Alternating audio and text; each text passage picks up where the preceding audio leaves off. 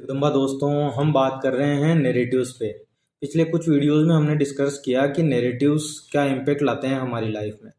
इसका सबसे बड़ा उदाहरण आपने हाल ही में देखा 2 दिन पहले, जो सुप्रीम कोर्ट ने 2002 के दंगों पे टिप्पणी की कि कैसे नैरेटिव चला के एक सिटिंग मुख्यमंत्री को इस तरह परेशान किया गया कि 20 साल वो केस चला।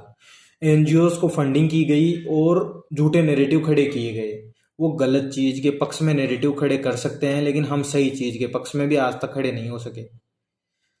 ऐसा मत देखिए, कबूतर के जैसे मत बनिए कि आंख बंद कर लेने से बिल्ली मेरे को देख नहीं रही या वो मेरे को मारेगी नहीं। शेर बनिए ताकि हर कोई आके आपकी पूंछ यूं ही दबा के नहीं जाए। आप सोए हुए रहें तब भी उसको एहसास रहे कि शेर है, सो रहा है तो क्या हुआ। तो अपनी आवाज़ को बुलंद करिए। ऐसे नैरेटिव सेट कर दिए जाते हैं कि सिटिंग मुख्यमंत्री को अमेरिका जैसी कंट्री वीज़ा नहीं दे रही, सिर्फ इसलिए कि चंद लोगों ने एक नैरेटिव सेट कर दिया है। वो गलत चीज़ का नैरेटिव सेट करने में भी कामयाब है और हम सही चीज़ का भी पक्ष रख नहीं पा रहे हैं। इन चीज़ों पर विचार करिए। ये आप लोग जब तक खड़े नहीं होंगे ना, टाइम पास वाली चीज़ें मत देखिए सोशल साइट्स पे। उनका एक टाइम लिमिट होता है देखने का। जब कोई बात आए आपके हक की तो उसको पुरजोर रखिए। जब आप सोशल साइट्स पे हैं और अपनी बात ही नहीं रख रहे हैं, क्या फ़ायदा है ऐसे प्लेटफॉर्म्स पे रहने का जो आपके खिलाफ नैरेटिव बना के फैसले बदलवा रहे हैं। हमारे चुप रहने से गलत चीज़ों के नैरेटिव चले और आज तक चल रहे हैं। 2002 के दंगों को सिर्फ इस तरह ही देखा जाता है कि कत्लेआम हुआ, और किनका हुआ? नरसंहार हुआ मोमडनों का। वो किस कारण से हुआ, ये आग किस कारण से लगी, वो नैरेटिव हम आज तक सेट नहीं कर पाए। हम बात भी नहीं रख पाए। 125 करोड़ की पॉपुलेशन में आज भी 50% पॉपुलेशन को ये पता नहीं 2002 के दंगों की शुरुआत हुई कैसे, उनकी वजह क्या थी। सबको यही पता है कि दंगे हुए, मोदी ने करवाए और मुसलमानों को मार दिया गया। किसी ने ये डिस्कस नहीं किया कि गोधरा में क्या हुआ था, किस तरह पूरी ट्रेन की एक बोगी को जानबूझकर साजिशन बंद करके पेट्रोल में तकिए डुबो डुबो कर आग लगा के पूरी बोगी को जला दिया गया, जिसमें 59 वो लोग थे जो भगवान के दर्शन करने गए थे और अयोध्या से लौट रहे थे। आप सोचिए, आप विचार करिए इस बर्बरता का जो हम बैठे बैठे देख रहे थे। और आज भी, आज 2022 में इतनी तरक्की हो गई, इतने हम देखते हैं कि मार्केटिंग देखो, आप सोशल साइट्स देखो, आप न्यूज़ चैनल्स देखो, इतनी बातें होती है लेकिन कहीं वो डिबेट आज भी नहीं हो रही। क्यों? क्योंकि हम नैरेटिव सेट नहीं कर पा रहे, हम अपनी बात रख ही नहीं पा रहे सही चीज़ के पक्ष में। और वो आज भी नैरेटिव चला रहे हैं कि नरेंद्र मोदी ने दंगे करवाए थे और मुसलमानों को मार दिया गया। डिबेट्स में आज भी यही डिफेंड हो रहा है। कोई ये डिस्कस नहीं करना चाहता कि इनकी शुरुआत कहाँ से हुई। ये इम्पैक्ट है नैरेटिव्स का। वो वहाँ एक कांड हुआ, ये उनके प्रधानमंत्री बनने के बाद जब उनका पहला दौरा हुआ यूएस का, उस टाइम पीरियड में भी न्यूज़ में यही माहौल चल रहा था कि इनका तो वीज़ा ही नहीं है, वीज़ा मिलेगा नहीं मिलेगा, क्या सिचुएशन रहेगी।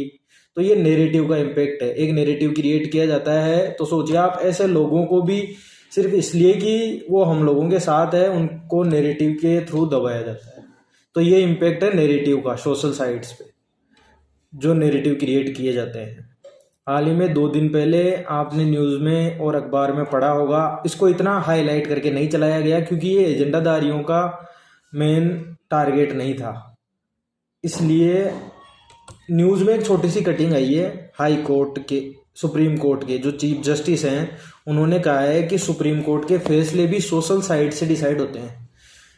सुप्रीम कोर्ट भी सोशल साइट पे चलने वाले नैरेटिव से अछूती नहीं है।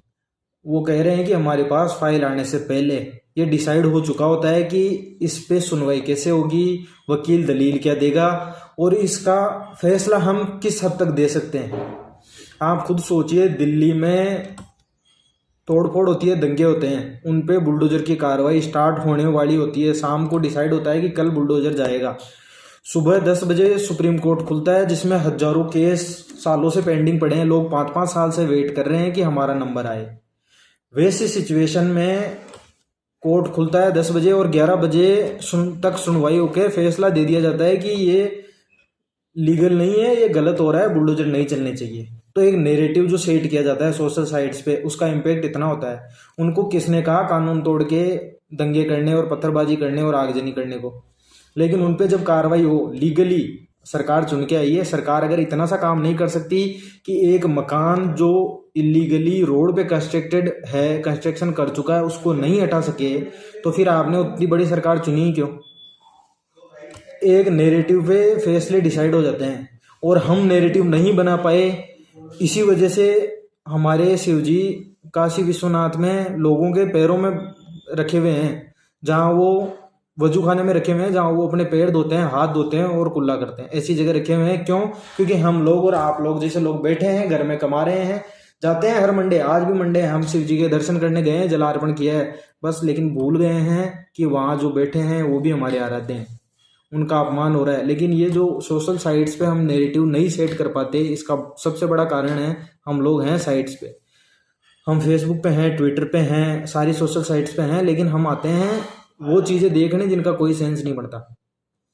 तो इस विचारधारा को बदलिए और अपनी बात को मजबूती से रखिए। हम सही चीज़ का नैरेटिव सेट नहीं कर पा रहे, लोग गलत चीज़ों का नैरेटिव सेट करके उन पे फैसले ले रहे हैं। ये मेरा कहना नहीं है, सुप्रीम कोर्ट के चीफ जस्टिस का कहना है, और ये 2 दिन पहले अखबार में आई है। तो आप इन लोगों पे, इन चीज़ों पे और इन नैरेटिव्स पे विचार करिए, जागरूक बनिए और अपनी आवाज़ रखना शुरू करिए। इंतज़ार मत करिए कि आपके घर तक ही आ गए। जय जगदम्बा दोस्तों, आशीर्वाद।